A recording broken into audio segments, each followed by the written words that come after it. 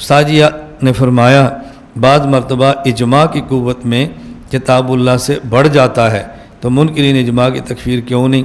یہ بات میں پہلے آپ کی خدمت میں عرض کر چکا ہوں۔ دیکھو، نماز فرض ہے، نماز کے لیے وضو فرض ہے، توجہ رکھنا، نماز فرض ہے، نماز کے لیے وضو فرض ہے۔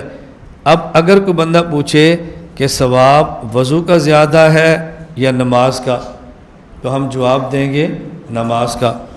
اگر کوئی پوچھے کہ وضو پہلے ہے نماز بعد میں ہے یا پہلے نماز ہے پھر وضو ہے، تو ہم جواب دیں گے وضو پہلے ہے۔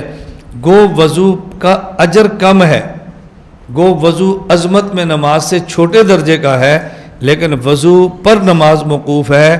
وضو ہوگا تو نماز ہوگی، وضو نہیں ہوگا تو نماز۔ اس کا معنی یہ نہیں ہے کہ وضو کا اجر زیادہ ہے، ثواب زیادہ ہے، وضو کی عظمت زیادہ ہے، ہرگز یہ معنی نہیں ہے۔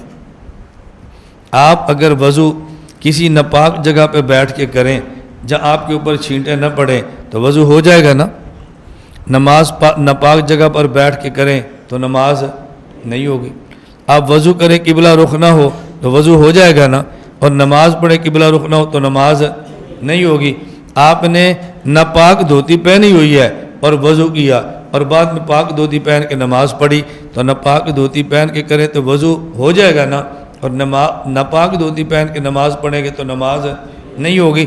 اب دیکھو، اجر اور عظمت میں وضو کم ہے، نماز زیادہ ہے، لیکن وضو موقوف علیہ ہے، نماز موقوف ہے۔ موقوف علیہ کا معنی وضو ہوگا تو نماز ہوگی، وضو نہیں ہوگا تو نماز نہیں ہوگی۔ اجر میں قرآن زیادہ ہے، اجماع کم ہے۔ عظمت میں قرآن زیادہ ہے، اجماع کم ہے، لیکن اجماع موقوف علیہ ہے اور قرآن موقوف ہے۔ اجماع کو مانیں گے تو قرآن ثابت ہوگا، اجماع کا انکار کریں گے تو قرآن کی ثبوت کی آپ کے پاس کوئی دلیل نہیں ہے۔ اب دیکھو، اس اعتبار سے اجماع قرآن پر بھی مقدم ہے تو اجماع کتنی مضبوط دلیل شرعی ہے، اجماع کتنی مضبوط دلیل شرعی ہے۔